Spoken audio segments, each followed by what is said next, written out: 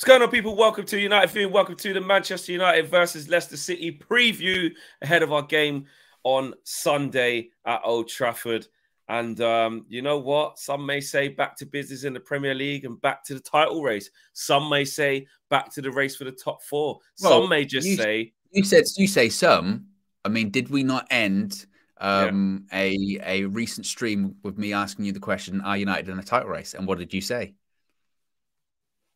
Don't know. I mean, it might cut off before then. I hit the end card before. It didn't. No. I mean, I heard you say yes. I heard you say yes. And you know what? It is interesting because the life of a Manchester United fan, like already, I mean, it's only 2 days ago we played Barcelona. Already feels like a lifetime.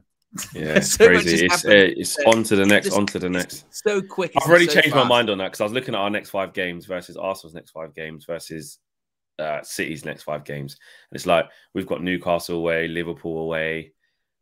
Someone else that I was a bit like, oh, that's a bit dodgy. And I looked at theirs and I was like, we'll probably drop some points in one of these and then go further behind. So listen, Arsenal got to play this season. They still got to play. They've got to play Liverpool away. They've got to play Man City away. They've got to play Newcastle away. They've got to play Chelsea at home. Yeah, big games. Yeah, true. So we can maybe finish second. But it's not about them. It's about us, and it's about Leicester, it's about Man United versus Leicester. Exactly. Welcome to the match preview. Back to business, man. The game's come thick and fast for the boys. And this is another one, actually, where we forget there's another team. Recently, Leicester have been all right. Apart from the Leicester that was early on in the season where they were looking like they were going to be in a relegation battle. Yeah. They've managed to stabilise. They've managed to get their games going. Absolutely smashed Tottenham last time out. I know that was I know that's Tottenham and Tottenham are rubbish. And I know that was Leicester at home, but they showed that if you're not on your game, like any team in the Premier League, you might not get the result. You know, we literally got stunned. What was it? Yeah, last Premier League game at home was Leeds at home. Yeah, and we got shocked there, didn't we? So we got to be on our game. Well, to be honest, I've got a stat for you because I know you like stats, Fleck. And here's I like one. A stat. You do.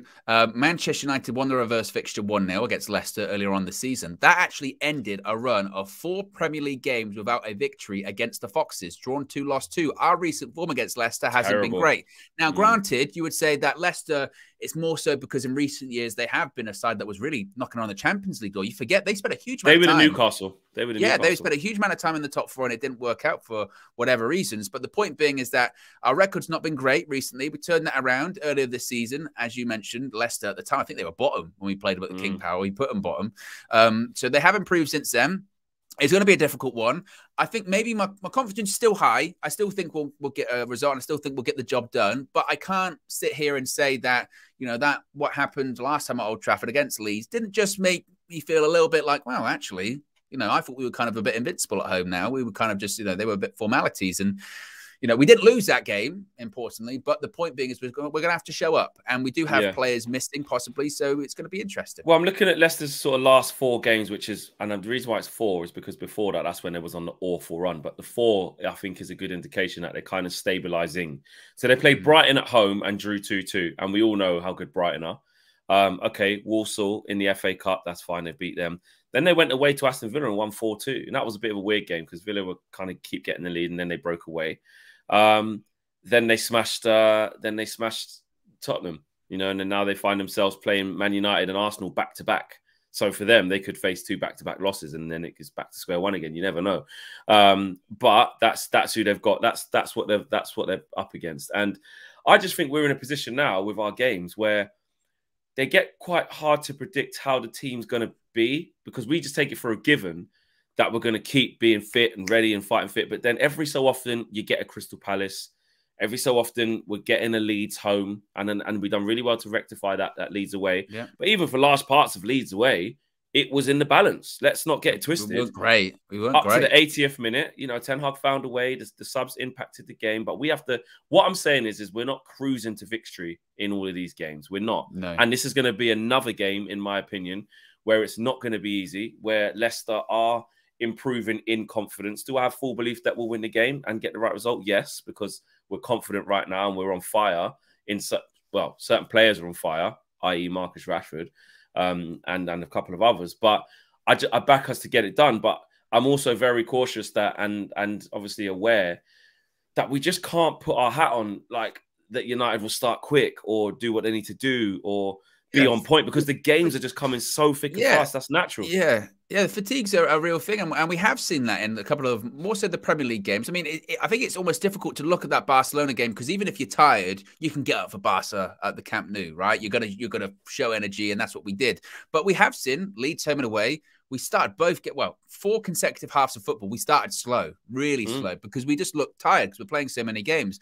And honestly, Sunday, 2 p.m. kickoff, you can sort of see United possibly starting the game a little bit slowly. And it's upon Ten Hag to be like, hey, can't afford to start slow, because Leicester are a better team than Leeds. And if you start slow, they might actually punish us more than Leeds did, you know, in terms of being able to come back and get back into the game. I do like this, though, this stat flex when it comes to recent form and Manchester United. And this just goes to show how much Erik ten Hag has galvanized us, right? So after losing their final 2 games of the 2021-2022 season and the first 2 games of this campaign, Manchester United have now lost just 3 of their last 21 Premier League matches. It continues, indeed, since and including their first win of the season against Liverpool on August 22nd, Manchester United have earned more Premier League points than any other side, that being 46 points. Now, previously, at certain points of the season, it was only Arsenal that were picking up more sides than us. Now, that's changed, with Arsenal dropping points recently and us picking up points. Since our first win of the season, since Liverpool at home,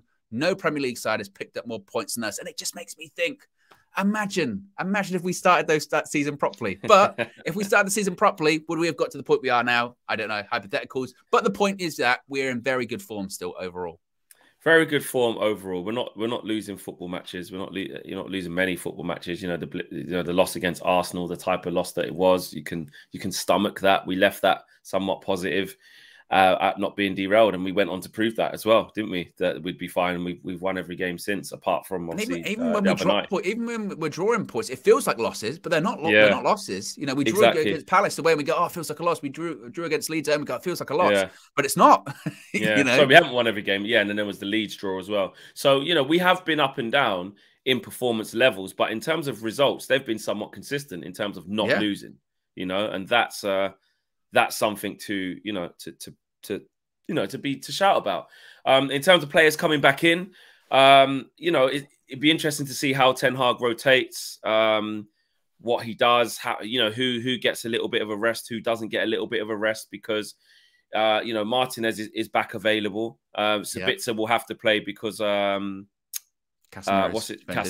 Casemiro's suspended again. So you know, Fred's got to go again. Basically, he needs to be at it.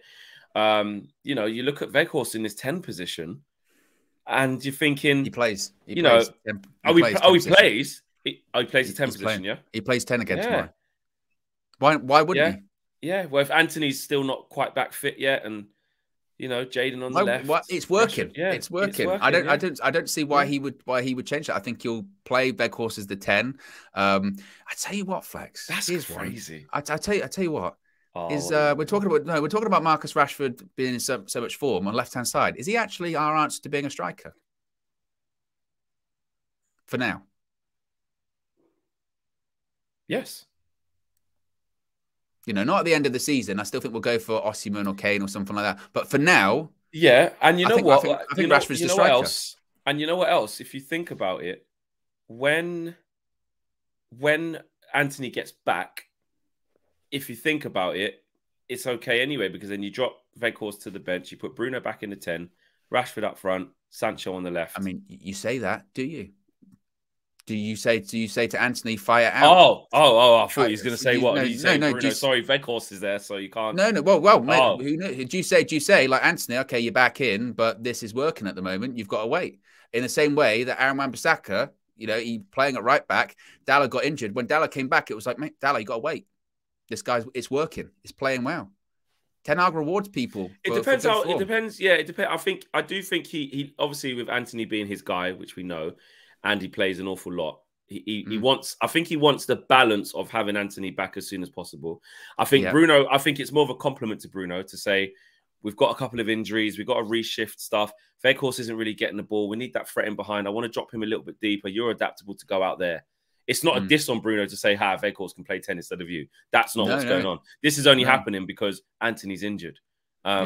And on the right-hand side, he saw it against Leeds. Garnacho started on the left and Rashford started on the right. It didn't work. Then in the second half, they switched it. It didn't work. Then we brought on Palestri. So nobody could conquer the right hand. Really, it's a testament to Anthony, really. Nobody's been able to lock down the right-hand side. And actually, what's happened is balance-wise, not stumbled across, because everything Ten Hag does is meticulous, but he's worked out a formula, solution where he's gone, well, you know what? Weghorst, when we do have the ball, maybe go up and technically it's a 4-4-2 when we're on the ball. When we don't have the ball, we drop back into that 4-2-3-1. You're just off the front and you help out Casemiro and Fred, or Fred and Sabitzer, whoever it may be. And Bruno, you go out right just to fill in, because I know you can impact the game, you can create, you don't have to stay out right, you can drift in as well. And he's finding a solution because he's not there. No. Yeah, well, I think... Oh. No, yeah. All right. But at the time of recording... what I will say, well, I'm miles behind. Sorry. Yeah, just say it. At the time of recording, we're currently watching City at Arsenal against counter attack. Aston Villa, and they've Ollie Watkins. Yeah. I'm way behind. It's Ollie Watkins against someone left foot. He's onside as well. It's going to count. Sorry. Carry on. At time of recording, I am jumping on Twitter and laughing, but I am in this. My point was that I think also the current lineup and the current sort of shape gives oppositions issues to deal with that maybe they hadn't thought of previously. They hadn't thought about, Weghorst as a 10. And also, actually, Weghorst as a 10 offers maybe things that Bruno can't offer as a 10. I'm not saying he's better in the 10 than Bruno, because he's not. But it's more of a case of, for instance, against Barcelona, he was perfect for the 10 because he just sort of gave he said it in his interview. He just made himself a massive nuisance for the whole game. He just, he literally was just going on Frankie de Jong and all of these players just having a kick, pressing them or whatever. And actually, it gives Bruno maybe a bit more space than he might not have in that 10 position, and he can do some more of the Bruno passes. I think ultimately it's probably not the lineup or the shape that Ten Hag would want. He probably wouldn't want Bruno in the 10. He'd want Anthony on the right, and who knows, Sancho on the left, and then Rashford as the striker. Maybe that's how he gets them all in. I think to the end of the season, Rashford's the striker. I'm all in on it. Because we can't rely. I'll tell you what, it's a really good goal from Ollie Watkins. Really good goal. It's a really good goal. They say that Saliba's the best in the world, but sometimes, in one-on-one situations. Remember all those AFTV things we did, and they said to us, "Oh, Saliba, he's much better than Varane." I'll steal your thing. Nah, sorry. In KG style, I know this is going to be a bit out of date because we're putting this I don't care. Arsenal might come back by now. For that goal specifically. Yeah, for the goal. Yeah. Because by the time this goes out at the end of the machine, could change. Arsenal could have won 3-1. Yeah. But it's just funny because we're watching it in the moment, so bear with us. We don't know what the final score was. Yeah. But yes, I agree with you. It's so funny how football changes, isn't it? Like whether it's the Haaland thing, whether it started off with he's going to break all the records and he's this, and then it changed when City went through a bit of bad form. It was, has he gone to the wrong club? It's not really helping him. To now they're back on fire again, and they're doing what City do. And then now, and with us, it was, we need Weghorst because back up to Martial.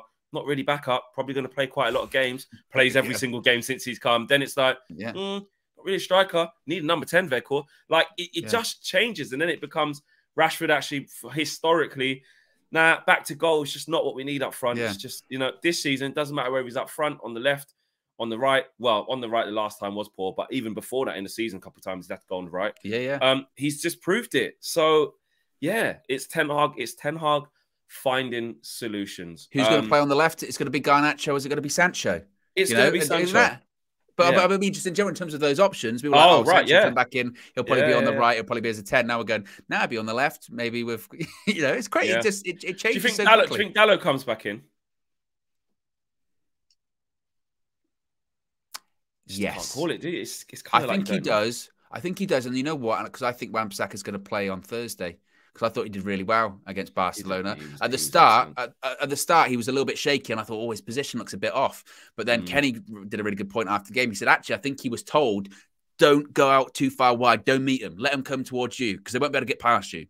Make it a one-on-one battle. And he was brilliant. And he was also, importantly, he was really good going forward against Barcelona. Yeah, he was good. A couple of little shaky moments like with his touch or like that when he let the ball run across him, when Casemiro gave him a great pass, to be fair. All he had to do was take a touch.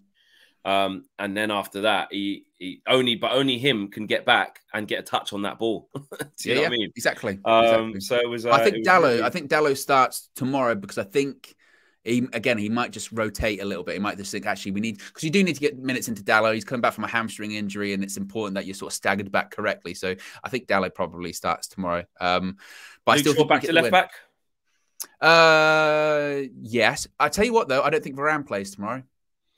Yeah, rest. It's really important. Yeah, I agree. I agree with you there. I can see him getting a rest and just bringing in Maguire next to Martinez or Lindelof's. He's not really featured at all. But at the really, same time, to be honest, Flex, and again, I know it's easy to slag off Harry Maguire and all that kind of stuff. I really wasn't impressed with him against Leeds at Ellen Road. I thought he looked really, really shaky. I thought he took too many touches. I thought he was slow on the ball. Again, it might be better for him because it's at home and they might get a bit more space. So maybe it's a bit easier for him that game. I think he'll go. Maguire. I think Maguire and Lindelof. Sorry, Martinez. Yeah, Luke Shaw back to left back. Dalot right back. Yeah, Fred Sabitzer, Weghorst, and then the same front three: Sancho, Rashford, I agree, and Bruno. There you have it. That is your Manchester United preview versus Leicester City tomorrow at Old Trafford. My prediction is. How refreshing has that been, really, this year? The whole year I've been able to do my predictions and no one's going, oh, don't do this, Flex, and don't. I can just do my predictions, you know? Yeah. But, I mean, I wouldn't say don't get too comfortable with it. No. No. 2-1. Tight. Don't, I think, no. No. It was close. It was close. No, it's fine. It's fine. It's fine as an Arsenal who scored then. Yeah, it's fine. Oh, bloody hell. Okay, yeah. Oh, Trossard starting, didn't even know. Anyway, yes, 2-1. 2-1 Man United.